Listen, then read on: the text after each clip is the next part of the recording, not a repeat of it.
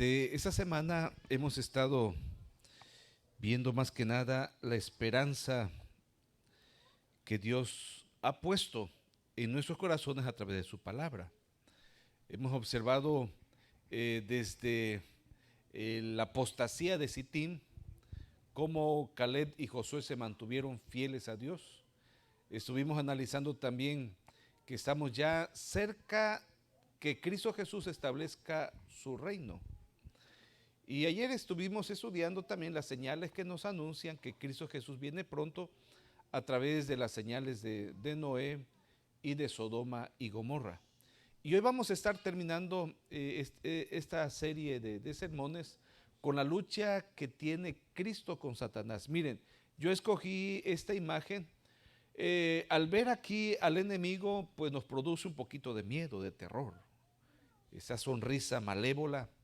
Pero cuando vemos a Cristo Jesús, aunque es la imaginación del pintor, pues esa imagen nos da esperanza y aliento. Ahora, estos dos seres están luchando y lo están haciendo en una montaña, en una roca, porque la lucha entre el bien y el mal tiene que ver con la adoración. Y eso es precisamente lo que vamos a estudiar estos 20-25 minutos. Vamos a orar para iniciar el estudio de la Biblia. Nuestro Dios de los cielos, muchas gracias te damos en esta hora. Ha llegado el momento que vamos a abrir tu palabra y te pedimos, Espíritu Santo, que nos hables a través de ella, que podamos entender el mensaje que tienes para nosotros hoy. En tu nombre, Cristo Jesús, oramos. Amén. Brevemente vamos a estar observando cómo inició esta lucha por la adoración y déjenme decirles, hermanos, miren, el enemigo Satanás ha inspirado o ha exigido a los hombres, a sus hijos, para que les construyan templos en los lugares altos. Por ejemplo, en Números 22:4 dice la Biblia, los lugares altos de Baal, que le adoraban las naciones paganas y posteriormente el pueblo de Dios. En Deuteronomios 12:2 había un lugar alto también en honor a la adoración a los dioses.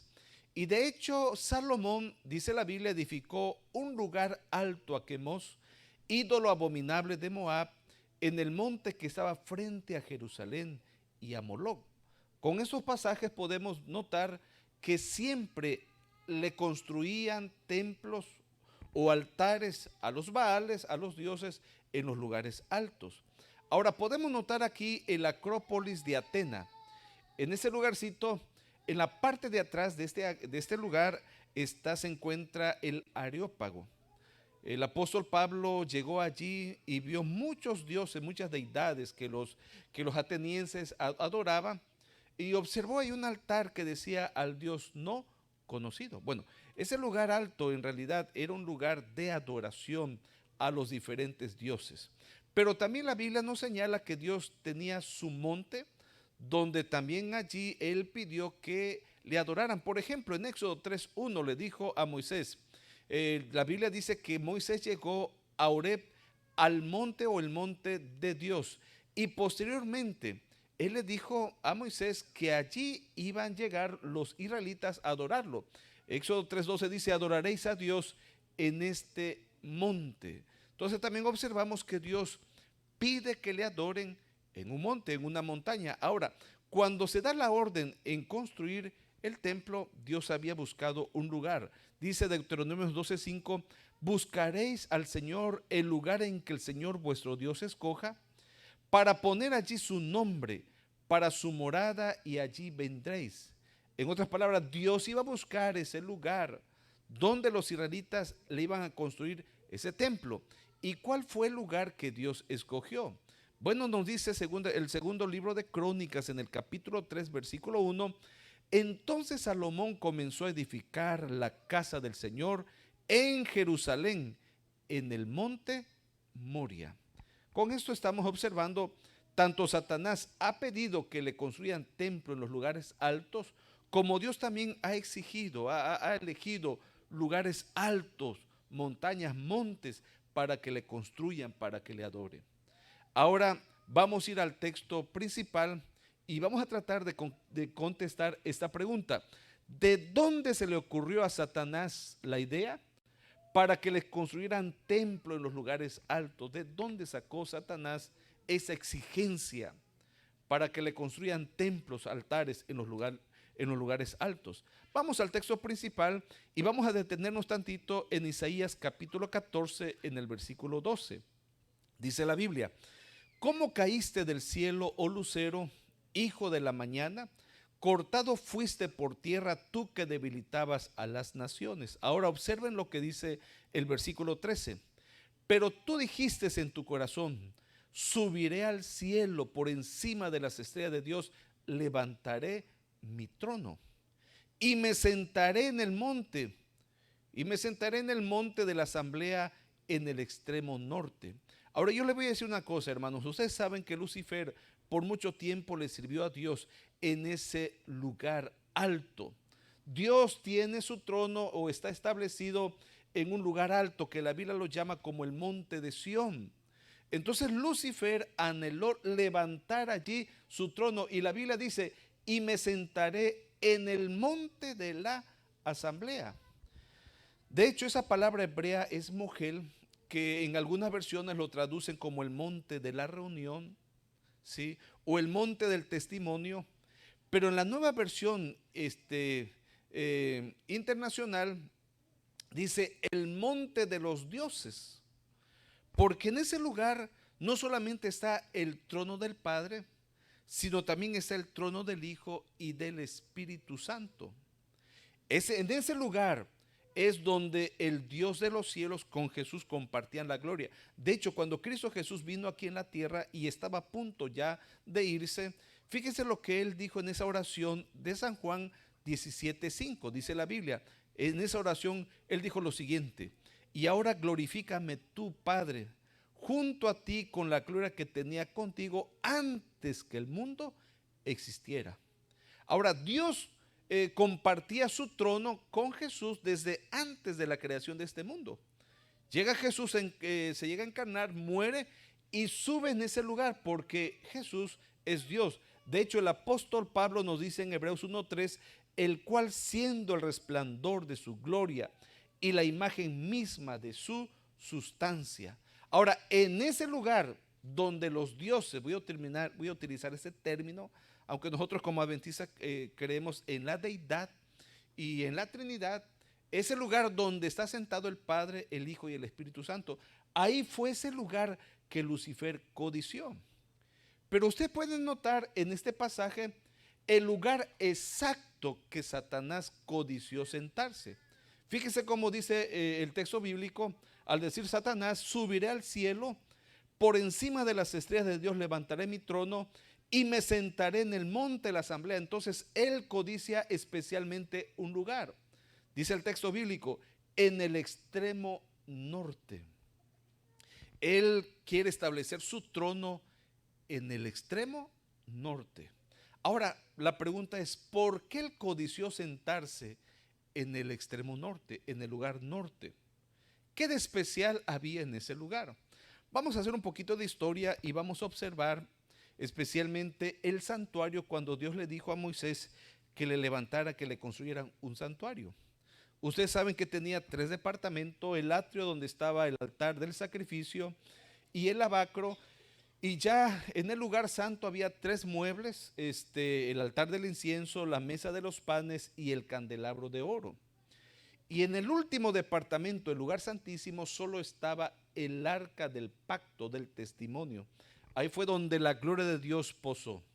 Ahora, miren, hermanos, en Éxodo 26, en ese capítulo nos habla cómo Dios ordena a Moisés que ponga los muebles. Pero noten cómo dice el versículo 33. Y pondrás el velo de los corchetes y meterás allí del velo adentro el arca del testimonio, y aquel velo os hará separación entre el lugar santo y el lugar santísimo. Pero ahora observen lo que dice el versículo 34. Pondrás el propiciatorio sobre el arca del testimonio en el lugar santísimo. Y dice el versículo 35. Y pondrás la mesa fuera del velo. Aquí vemos la mesa de los panes. Y el candelero enfrente de la mesa al lado sur del tabernáculo. Y pondrás la mesa al lado del norte. O sea que la mesa de los panes estaba en el lado norte. Ahora yo quiero invitarles que ustedes puedan observar, por ejemplo, en la mesa alrededor, a las orillas, vemos como un tipo de pequito que es símbolo de corona y es la misma estructura que observamos en el lugar santísimo, en el arca del pacto. Porque dicen los teólogos que en realidad no era una mesa común, sino que esos piquitos representan a las coronas. Por eso está también así en el propiciatorio. Ahora, cuando observamos el libro de Apocalipsis, vamos a encontrar que enfrente de la mesa o del trono está el candelabro. Yo puedo decir que era el lugar o el trono de Cristo Jesús, porque en la mesa ponían 12 panes. ¿Y cuál es el símbolo de los panes? Ustedes pueden observar en San Juan, en el capítulo 6, en el versículo 51, que Cristo Jesús dijo: yo soy el pan vivo que descendió del cielo. Entonces, en el lado norte estaba el trono de Jesús. Por eso dice Apocalipsis en el capítulo 4, en el versículo 5, y del trono salían relámpagos y truenos y voces, y delante del trono ardía 7 lámparas de fuego, las cuales son los 7 espíritus de Dios. Así que en el Apocalipsis no se habla de mesa, sino que se habla de un trono. Ahora vamos a regresar al texto principal, porque dice la Biblia que Lucifer codició sentarse en el extremo norte. Ahora yo te pregunto, ¿qué trono codició Lucifer para sentarse? El trono de Cristo Jesús. Viene la siguiente pregunta: ¿por qué codició el sentarse en el trono de Jesús? Bueno, antes que Jesús se encarnara o viniera a esta tierra, él no era humano. Él llegó a ser humano en su encarnación. Pero dice la Biblia que Jesús fue llamado, de hecho esto lo vemos en Judas, en el capítulo 1, versículo 9, que él fue llamado el arcángel Miguel, ¿sí? Y la palabra prácticamente arcángel es jefe que dirige a los ángeles, ¿sí? Y el nombre de Miguel es ¿quién es como Dios? Así que antes que Jesús se viniera a encarnar, viniera a esta tierra a encarnarse, su apariencia de él era un ángel, pero no un ángel común, sino era príncipe o jefe de los ángeles. Así que Lucifer, al extender sus alas cubriendo la gloria de Dios, él miraba al Padre, él veía, la Biblia dice que Dios es fuego consumidor, en realidad no sabemos cómo es Dios. El Espíritu Santo lo veía, pero veía a un ángel sentado en el lado norte, miraba él a Jesús. Entonces Lucifer dijo: wow, si este ángel está sentado aquí es Dios, yo que soy un ángel más sublime, más hermoso, yo debería estar sentado allí y no él. Ahora, el libro de la historia de la redención, y primero es escrito, Elena de White dice que Jesús era el ser más humilde, sencillo que había en el cielo. Y Lucifer, conforme él fue mirando su gloria, él empezó a orgullecerse y decir, en realidad, yo debo de estar sentado aquí. Y cuando él trata de establecer su trono y de quitar a Cristo Jesús, entonces vemos lo que dice Apocalipsis 12, 6 en adelante, que hubo una guerra. Así que la guerra entre Cristo y Satanás inició por el asunto de la adoración. Satanás quiso sentarse en lugar de Cristo Jesús. Por eso, hermanos, es triste cuando alguien se llega a ensoberbecer, a ser orgulloso o sentirse mejor que los otros, ¿sí? El apóstol Pablo dice que tenemos que tener el mismo sentir que hubo en Cristo Jesús, el cual, siendo en forma de Dios, no estimó ser igual a Dios, sino que se hizo chiquito. La humildad tiene su recompensa. El que se humilla, dice la Biblia, será exaltado, y el que se exalta será humillado. Entonces Lucifer quiso exaltarse por encima de Jesús. Dice: yo voy a sentarme en el monte de los dioses, voy a utilizar esa palabra. La palabra mujer da a entender, como le dije, monte de la asamblea, monte el testimonio o monte de los dioses. Voy a sentarme ahí. Pero quiso él sentarse al lugar de Cristo Jesús. Ahora, tal vez tú llegues a pensar, bueno, ¿por qué Cristo Jesús no tenía la semejanza o la naturaleza, o era por qué no era como el Padre o como el Espíritu Santo? ¿Por qué Cristo Jesús, su apariencia era de un ángel? ¿Por qué? Déjenme decirles lo siguiente, hermano, y ahorita vamos a tratar de contestarlo a la luz de la Biblia, porque miren, para que Dios pueda entender y comunicarse o saber qué siente su creación, entonces Él tiene que transformarse o hacerse como su creación. Antes no existíamos nosotros, estaban solamente los ángeles. Entonces, para que el Padre, el Dios de los cielos, pudiera entender a su criatura, entonces se transformó en su criatura. Y quien, diríamos, es la persona para hacerse como su criatura, es Cristo Jesús. Y Cristo Jesús se hizo ángel para que pudiera entender a su creación. Por eso cuando nosotros fuimos creados y desgraciadamente el ser humano cayó en pecado, para que Dios pudiera entender y saber cómo piensa el hombre, Él tuvo que hacerse hombre. ¿Y quién se hizo hombre? ¿El Padre, el Espíritu Santo o el Hijo? Es Cristo Jesús. Por eso el apóstol Pablo nos dice en 1 Timoteo 3:16, Dios ha sido manifestado en carne. Y cuando el ángel Gabriel le da la noticia a la Virgen María, fíjese que le dijo, mire, le van a poner por nombre y lo llamarán Emanuel, que traducido es Dios con nosotros. No hay otra forma para que Dios pueda entender a su criatura sino hacerse como su criatura. Ahora, entendiendo esto, hermanos, podemos entonces tener un destello, un vislumbre, esa guerra que se vivió en un momento de la eternidad por el asunto de la adoración.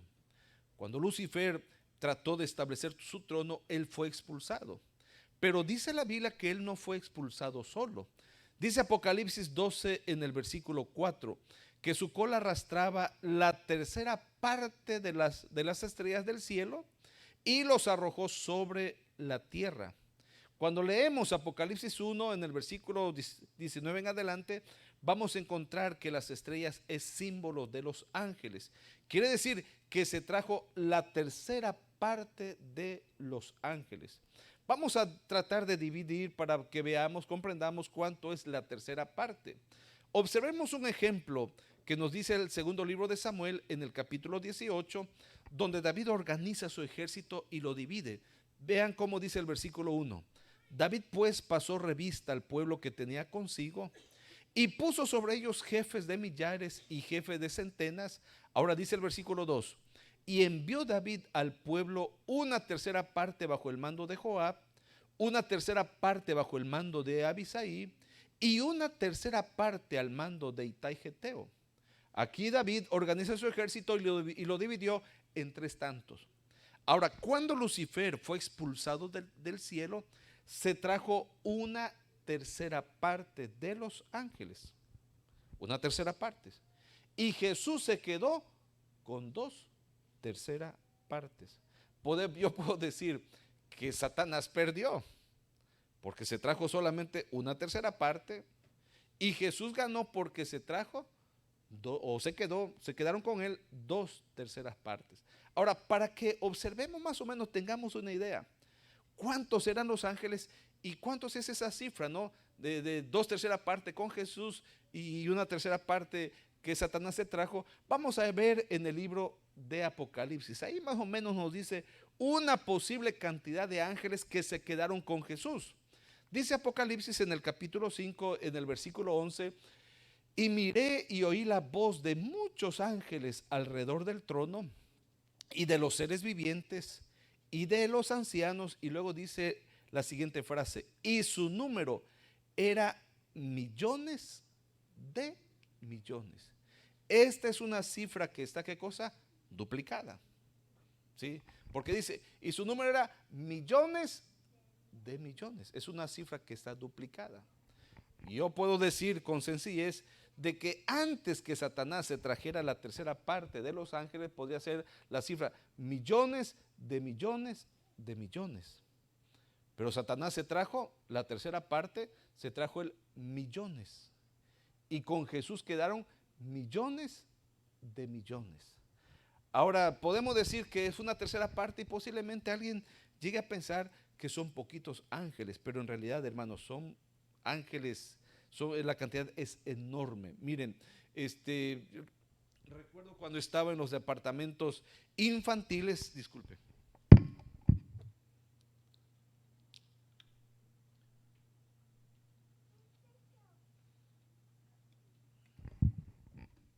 Cuando estaba en los departamentos infantiles, las maestras nos decían: niños, ustedes tienen un ángel bueno en su mano derecha y un ángel malo a su mano izquierda.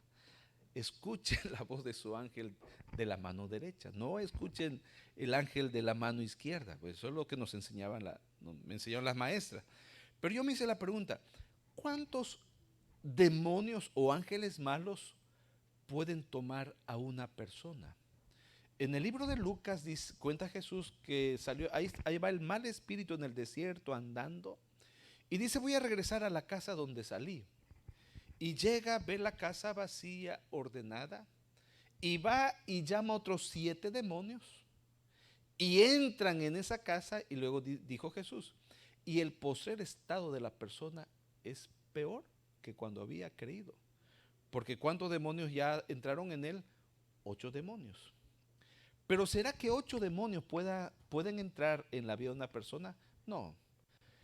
La Biblia habla que Jesús y sus discípulos fueron a la región de los Gadarenos y salió un endemoniado, y Jesús le preguntó a esta persona: ¿cómo te llamas? Y él dijo: me llamo Legión. Bueno, ese nombre Legión era formaba parte de unos 2000 a 6000 soldados romanos de los romanos. Dicen que con esa cantidad de 2000 a 6000 formaban una legión, ¿sí? Ahora podemos decir que en ese demonio hubieron 2000, en esa persona hubieron 2000 demonios, ¿sí? En realidad Satanás se trajo muchos ángeles, demonios, pero es increíble que Cristo Jesús, Él pudo con todo, porque pudo expulsar 2000 demonios en la vida de esa persona. Ahora viene lo siguiente, hermano, escuche bien lo que le voy a decir. Como la guerra fue en el cielo, Cristo Jesús ganó. Y la prueba está de que ganó porque se quedó con 2/3 partes de los ángeles. Satanás perdió porque se quedó con 1/3 parte.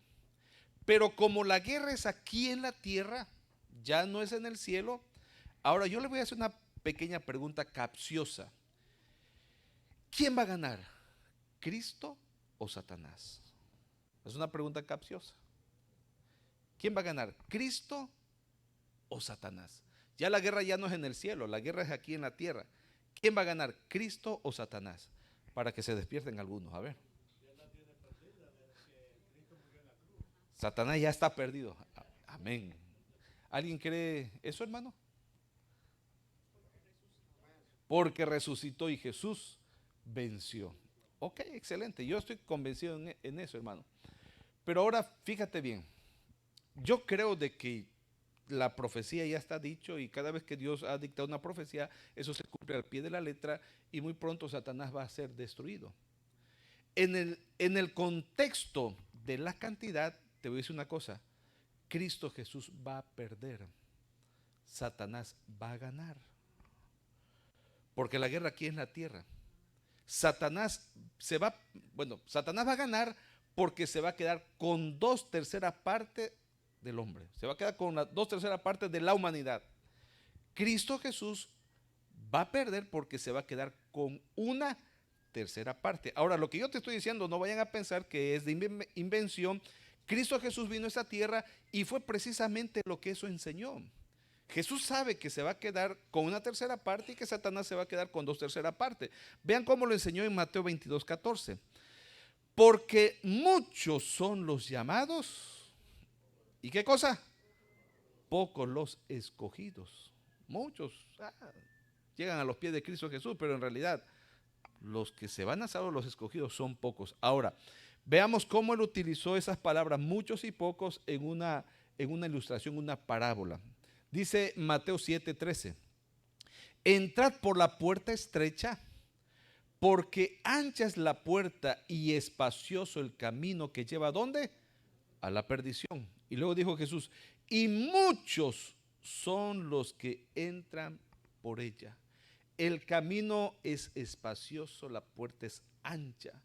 El fin es la perdición y ahí van muchos. Ahora, les voy a decir una cosa, queridos hermanos. En este camino, Dios no manda. Aquí manda el hombre. Satanás dice, mira, tú le puedes dar a Dios el 90% de tu tiempo, de tu vida. A mí con que me des el 10%, con eso es suficiente. Tú puedes aquí creer en Dios o no creer en Dios. Puedes tú adorar a Dios el día que tú quieras, vestirte como quieras, comer lo que tú quieras, hablar como tú quieras, comportarte como tú quieras. Aquí Dios no manda. Tú puedes adorarle a Dios domingo, lunes, martes, miércoles, jueves, ¿sí? Porque aquí el Creador no manda, sino la criatura. Yo estaba viajando allá en la ciudad de Villahermosa, Tabasco, y escuché la plática del taxista, el chofer, con el copiloto. Y el chofer le dijo al copiloto, oye, ¿tú eres cristiano? Mira, dijo el copiloto, yo en realidad creo en Dios, voy a misa, pero cada vez cuando es algo especial, un bautismo, una boda, Dios sabe que yo tengo mi trabajo, tengo mis 2 hijos estudiando en las universidades y necesito trabajar. Mire, en este camino Dios, entre comillas, se acomoda a tus planes. Pero ahora observen lo que dice el versículo 14. Porque estrecha es la puerta y angosto el camino que lleva ¿a dónde? A la vida. Y pocos son los que lo hallan. Este camino es tan angosto. Y te voy a decir algo, quien manda aquí es Dios, es Cristo Jesús, no la criatura. Dios dice cómo lo vas a adorar, qué día le vas a adorar, cómo vas a hablar, cómo te vas a vestir, cómo te vas a comportar. Quien pone la regla aquí es el Creador, no es el hombre. Por eso, hermanos, son pocos aquellos que la hallan. Ahora, vamos a utilizar un poquito de la lógica. Yo quiero que lleguen a sumar los hermanos católicos. ¿Cuántos son ellos? Con los pentecostales, los bautistas, los luteranos, los nazarenos, testigos de Jehová, los mormones. ¿Cuántos son ellos? Muchísimos. ¿Qué día adoran ellos a Dios? El domingo. ¿Qué somos nosotros al lado de todas las religiones? Somos un pequeño grupo. Por eso Jesús dijo en Lucas 12, 31 y 32, no temáis manada pequeña. El pueblo de Dios no es mucho. Ahora, tú puedes decir, pero pastor, ¿a qué no está diciendo de que Dios va a salvar a una tercera parte y se van a perder 2/3 partes? No lo dice ahí, pero fíjense lo que dice Zacarías en el capítulo 13, en el versículo 8. Noten lo que dice la palabra de Dios. Acontecerá en toda la tierra. ¿Qué es lo que va a acontecer en toda la tierra? Dice Jehová, que las 2/3 partes serán cortadas en ella. ¿Y qué va a ocurrir? Y se perderán, mas la tercera quedará en ella. Hermanos, es que Dios no le interesa la cantidad. ¿Qué es lo que a Dios le interesa? La calidad. Si en esta tierra ustedes y yo no aprendemos a amar a Dios, a temerle, a respetarlo, a andar en su ley, no le somos fiel. Miren, si Él nos lleva así como estamos aquí en la tierra al cielo, en un momento de la eternidad vamos a levantar una rebelión igual que lo hizo Satanás y posiblemente más peor. Y el profeta Nahum dice que la rebelión o el mal no se va a levantar 2 veces. Entonces, esto ya está profetizado. Son los pocos que se van a salvar. En el diluvio, ¿cuántas personas se salvaron? 8. En la destrucción de Sodoma y Gomorra, ¿cuántos se salvaron? Lot y sus 2 hijas. En la toma de Canaán, de la Canaán terrenal, lo que vimos el día domingo, de esa generación que se contaron allá en el monte Sinaí, que lo contó Moisés con Aarón, creo que era 601,000 y fracciones. De esa generación, ¿cuántos entraron a la tierra prometida? 2, Josué y Caleb. Cuando Cristo Jesús venga, ¿cuántos se van a salvar? Él no le interesa salvar a mucha gente, porque proféticamente ya está establecido que Él viene a salvar pocos. A esos que Él logre salvar serán aquellos que en esta tierra aprendieron a amarlo, lo temieron y anduvieron en su palabra. Ahora, con eso yo quiero decirles que el Dios de los cielos va a hacer una obra muy especial con esa tercera parte. Dice el versículo 9: y meteré en el fuego a la tercera parte y los fundiré como se funde la plata y los probaré como se prueba el oro.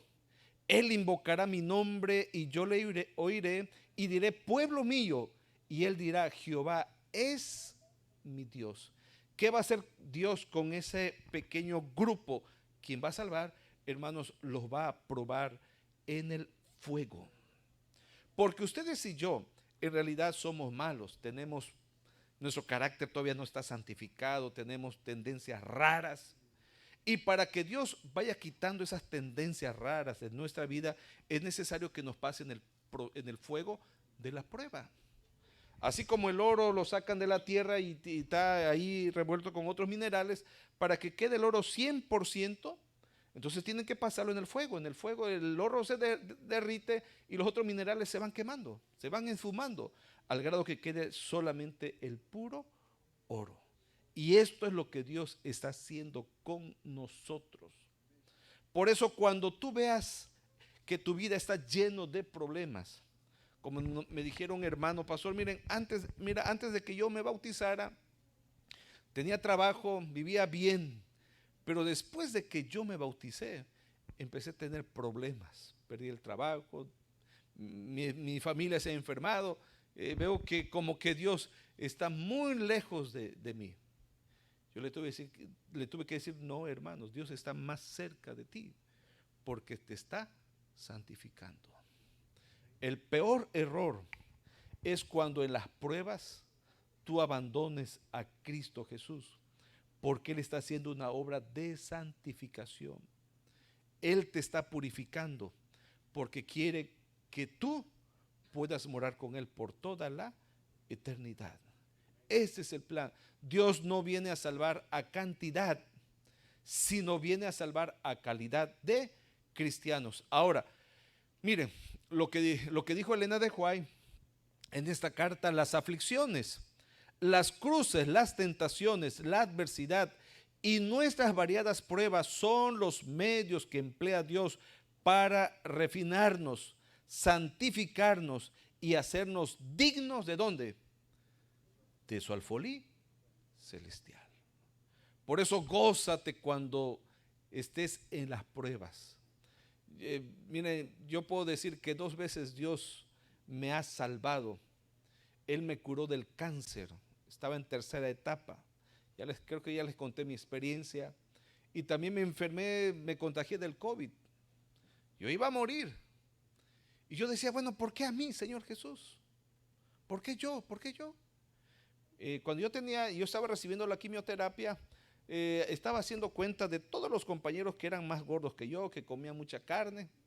Yo decía, mira, Señor, estos que comen más carne que yo, pues están más sanos. ¿Por qué a mí? Sí. Y tuve que cambiar la pregunta. Ya no fue por qué a mí, sino para qué. A través de la prueba, Dios está haciendo un proceso de santificación. No lo abandones, no lo dejes cuando estés siendo azotado, ya sea algún tipo de crisis. Ahora, miren, ustedes van a observar en el libro de Apocalipsis que en realidad se habla de un grupo que cuando se va a completar ese grupo, entonces Cristo Jesús va a venir. Bueno, el punto central es que en Apocalipsis habla de un número que se necesita completar. Dice Apocalipsis 6, en esta visión: vi bajo el altar las almas de los que habían sido muertos por causa de la palabra de Dios y por el testimonio que tenían. Ahora dice el versículo 10: y clamaban a gran voz diciendo: ¿hasta cuándo, Señor santo y verdadero, no juzgas y vengas nuestra sangre en los que moran en la tierra? Estaban pidiendo ellos venganza porque fueron muertos. Ahora vean las respuestas que se le dio. Y se le dieron vestiduras blancas y se les dijo que descansasen todavía un poco de tiempo. ¿Por qué necesitaban ellos descansar un poco más? Dice el versículo 11: hasta que se completara el número de sus consiervos y sus hermanos. Hay una cifra que Dios va a salvar.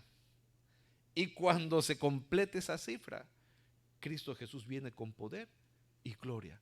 Por eso Apocalipsis habla de 144,000 sellados. Hermanos, yo les invito a ustedes que con este mensaje reflexionemos.